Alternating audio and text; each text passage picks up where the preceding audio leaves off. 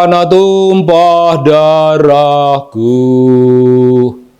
tanah tumpah darahku. Tanah tumpah darah itu tempat kita untuk pertama kali keluar dari gua garba ibu, tempat yang terhangat di muka bumi, dan kita pindah di tempat tekanan atmosfer yang sangat mengejutkan, dan akan di sana untuk waktu lama selama Tuhan mengizinkan kita, dan kita akan pindah ke tempat yang lain. Mari kita bicara tentang tempat kita yang sekarang. Tempat kita yang sekarang. Hiduplah tanah airku, dan mari kita membela tanah air kita. Tanah air kita. Ya, kita bikin video macam begini. Ini dulu Gisbung, kelihatannya cuma duduk di kursi di atas karpet merah, disorot, dan kalau mau dianggap berhenti di situ, ya berhenti di situ. Karpet merah, lampu, kursi, di belakang ada buku. Berhenti di situ. Tapi tidak bohong. Kita berhenti ke titik yang jauh. Titik di mana konstitusi menggariskan untuk kehidupan bangsa akan seperti apa. Tapi begini, ketika kita berbicara konstitusi, dan kita membela konstitusi, itu yang menjadi pertanyaan, bagaimana melaksanakan janji-janji konstitusi, membangun partai-partai sebagai sarana membangun demokrasi, sebagai sarana membangun demokrasi. Partai-partai itu partai politik, tempatnya orang bermain politik, dan semua pemain politik yang tidak mau bersikap jujur bernaung di bawah adagium dalil bahwa politik itu fleksibel, politik senantiasa menjanjikan perubahan-perubahan. Dan kalau politik itu sendiri tidak menjanjikan perubahan maka kita, para aktor politik yang membuat perubahan itu, mari kita perhatikan agak seksama. Apa yang boleh berubah dalam politik? Garis besar pemikiran dan cita-cita, garis besar pemikiran dan cita-cita kita, atau proyek-proyek kecil-kecil, tingkah laku, tindakan-tindakan. Jangan, Bung. Cita-cita kita, garis besar cita-cita, tidak boleh berubah. Tidak boleh berubah. Jadi, cita-cita kita mau apa? Kita ingin merestorasi Republik ini. Cita-citanya apa? Landasan dasar pemikiran politiknya apa? Dan apa yang harus mendukung? Semua tindakan, semua tindakan para politisi, punya jabatan atau tidak, yang berbicara di depan publik, semua tindakan harus berkiblat pada garis besar cita-cita. Kalau orang paling celemong, ngomong sendiri-sendiri, yang bisa merusak garis besar cita-cita untuk melakukan sesuatu yang namanya perubahan dan membayangkan suatu koalisi perubahan, tapi itu tidak pernah terwujud sampai saat ini, dan barangkali tidak akan pernah terwujud. Ketika gagasan besar itu dirusak dari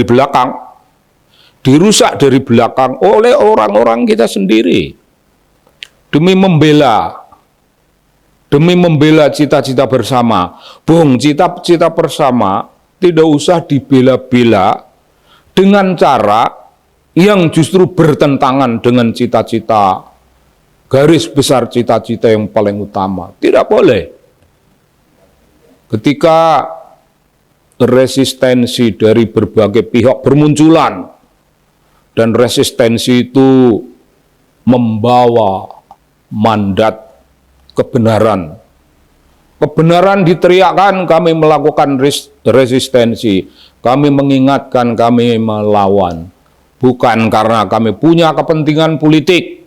Ya begini Bung, selain orang-orang dalam pemerintahan, selain orang-orang dalam partai-partai, kalau partai-partai pun menjadi partai koalisi dengan pemerintah, maka dia bertindak atas nama pemerintah, atas nama suatu cita-cita. Tidak bisa, Bung. Tidak bisa, Bung. Tidak bisa mengatasnamakan kepentingan-kepentingan semacam itu. Yang harus kita lakukan ialah melawan semua suara perlawanan atau mendengar dengan bijaksana.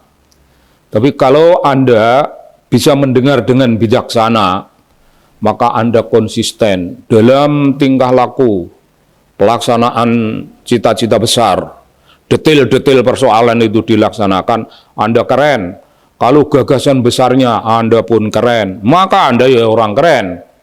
Jangan sampailah di masyarakat itu beredar satu pendirian bahwa politisi itu mencela-mencele, bahwa politisi itu senang, tidak konsisten dengan apa yang dikatakan. Mula-mula mengatakan, orang harus berpikir, jangan kerja. Dia ngomong begitu itu karena tidak tahu. Bung, orang yang ngomong begitu, itu orang yang tidak tahu bahwa bekerja, itu bisa melahirkan filsafat. Bisa dibalik, kalau pendekatan yang sifatnya yang paling digandrungi oleh kaum antropologi, itu pendekatan dari bawah, dari dasar-dasar realitas sosial. Itu pendekatan yang sifatnya dari bawah. Jangan, sama sekali jangan mengagungkan gagasan-gagasan besar dari atas, dan gagasan-gagasan besar itu dijejalkan pada cita-cita kita. Yang terjadi ialah sebuah kerancuan akademik, barangkali menjadi suatu kerancuan cara berpikir. Ya ini yang begini, Bung. Kalau orang tidak tahu persoalan, dia juga tidak akan tahu bahwa orang tidak berpikir, hanya bekerja, melahirkan suatu pikiran tingkat tinggi, teori tingkat tinggi, bahkan filsafat.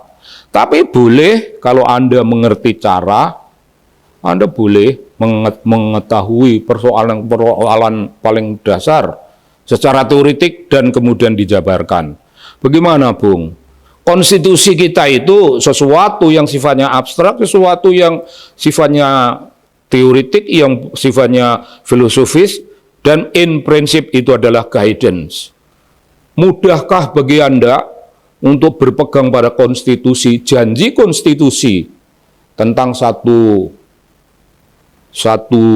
persoalan menjaga keutuhan negara Kesatuan Republik Indonesia? Mampu Anda menjabarkan itu? Penjabarannya menjadi banyak. Konstitusi janji memakmurkan kehidupan rakyat, penjabarannya akan sangat banyak. Lah kalau ruwet-ruwet seperti itu, jangan gunakan pendekatan deduktif yang dari atas. Gunakan pendekatan induktif yang dari bawah, dan itu namanya Anda bekerja dari realitas lapangan, melahirkan sesuatu teori atau filsafat. Orang yang sok mengerti, mengkritik Jokowi, presiden kita yang bekerja, bekerja, itu diremehkan. Tapi karena dia tidak tahu secara akademik belum kukuh, belum matang, mencela-mencele prinsip dasarnya. Oh, jangan merumuskan apa yang namanya teori-teori, apa yang namanya rencana-rencana. Visi misi itu kan pemikiran. Itu pemikiran bisa diserahkan orang lain, bukan kita. Nah, apa yang kita punya? Yang kita punya itu jejak. Jejak apa? Yang kita sebut jejak itu ialah pendekatan induktif yang berupa tindakan kerja. Itu jejak. Kenapa kau lecehkan orang yang bekerja? Yang membangun jejak-jejak kebenaran, jejak-jejak menuju kemuliaan, membalas utang-utang konstitusi. Kau remehkan itu. Setelah kau pusing, kau bilang, mari kita bikin jejak. Tapi kalau jejak itu ditanya, apa jejakmu? Mana jejakmu? Mana? Kau tidak malu berbicara tentang jejak, sesuatu yang kau tidak punya. Kau malu. Nah, inilah Bung, kompleksitas cara memahami bagaimana membangun negara. Wah, dua model pendekatan. Satu orang percaya pada satu pendekatan dan mengabaikan pendekatan yang lain. Ya tolol. Dua-duanya bisa. Tergantung pada momen, tergantung pada proyek mana yang bisa dengan fleksibel didekati, yang sama-sama keduanya menghasilkan jejak nasional, menghasilkan cara kerja. Tapi orang yang tidak paham seperti itu, Bung, telah dibela mati-matian, yaitu orang-orang yang melukai prinsip dasar politik yang tidak boleh dilukai. Mereka menggerogoti hanya demi membela seseorang yang belum jelas lagi kehidupannya, belum jelas lagi apa yang bisa dilakukan. Tapi di masa lalu dia punya kejelasan. Dia tidak punya jejak, dia tidak meninggalkan kemuliaan budi, dia tidak meninggalkan bekas-bekas bangunan politik untuk umpamanya melakukan civic education, untuk melakukan cara kerja, menunjukkan dirinya seseorang pemimpin yang committed leader, responsible leader, dan nama-nama sejak itu. Bung, di antara jejak dalam waktu pendek yang memuakkan kita, karena itu dilakukan oleh orang beragama. Kalau orang itu tidak mengenal agama, tidak mengenal etika, tidak mengenal tata krama, boleh dia membalik-balikkan fakta. Bung, saya akan ulangi barang yang memuakkan itu. Ya, kalau politik identitas, ya bukan Pak Yohanes. Politik identitas itu Pak Ahok. Coba Bung, dengan berapa kata ungkapan itu? Dengan 2 kalimat pendek telah mengubah citra kehidupan. Bahwa yang durjana dikesankan menjadi orang yang punya kemuliaan politik. Durjana secara politik diubah menjadi kemuliaan. Sedang Ahok, Bung, itu kawan seperjuangan. Ahok itulah yang Islam. Dan yang dibela-bela Yohanes itu, ya tidak Islami. Islam itu tanggung jawab. Islam itu punya pengabdian kepada bangsa dan negara. Islam itu bekerja meninggalkan jejak-jejak untuk mengabdi dan memakmurkan rakyat. Ahok punya gambaran seperti itu. Dia yang Islam. Jadi kalau memilih tokoh yang Islam, ya Ahok. Jangan pemalas. Mana boleh dalam dalil-dalil Islam. Apalagi buat seorang pemimpin, orang biasa saja. Muslim malas-malas itu dianggap bukan muslim. Dan itu tidak bisa dijadikan pimpinan. Satu hal-hal yang macam gini dibolak-balikkan dalam situasi ya 5 tahunan yang lalu atau sudah 8 tahunan. Dalam waktu 8 tahun kedurjanaan dan penipuan-penipuan, berusaha tampil menipu bangsa kita, dan kejahatan-kejahatan berada di depan. Kemudian yang terakhir ini, orang ini tidak pernah mendengar suara kebenaran dari orang lain, memutarbalikkan yang namanya politik identitas itu ya Ahok. Itu sudah banyak orang menyerang. Belakangan ini yang berbicara, Anies diserang-serang oleh kira-kira sebenarnya dia bermaksud mengatakan oleh aparatur negara, oleh pusat-pusat kekuasaan, tapi dia punya sebutan yang lain. Pokoknya intinya aparatur negara dan tokoh-tokoh negara sedang menjegal Anies, si Yohanes. Dan dia seperti orang yang berkuasa, seperti dia itu punya kekuasaan yang besar. Berhentilah, stoplah itu. Ya sebenarnya orang bisa bilang, Bang, you shut up. You yang shut up your mouth. You shut up. Tidak bisa orang yang beragama, datang dari kalangan beragama, berbicara bung, seperti kebo liar, tidak punya nurani. Dan itu hanya untuk membela orang yang belum jelas layakkah dia dibela. Karena suara publik demikian, rupa hingar-bingar, penuh serangan-serangan, dan bukan serangan untuk kepentingan pribadi. Orang banyak di luar pemerintahan yang turun tangan, turut mengontrol jalannya politik. Dasarnya apa? Dasarnya karena orang tidak percaya. Urusan politik jangan sepenuhnya diserahkan pada politisi. Kita punya trust pada mereka. Tapi kalau politisi itu kecil-kecilan seperti ini, rela berbohong kosong dengan dalil bahwa politik itu fleksibel, iya tidak bisa, Bung. Jangan pernah percaya pada orang seperti ini. Ini politisi kecil yang hidup di zaman besar, dengan tantangan besar merespon perubahan-perubahan besar. Kalau politisi cilik-cilikan seperti ini, siapa bisa percaya?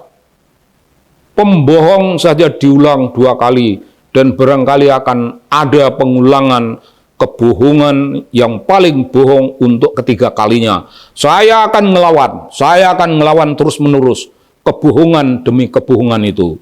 Saya bukan pemerintah. Begitu, Bung.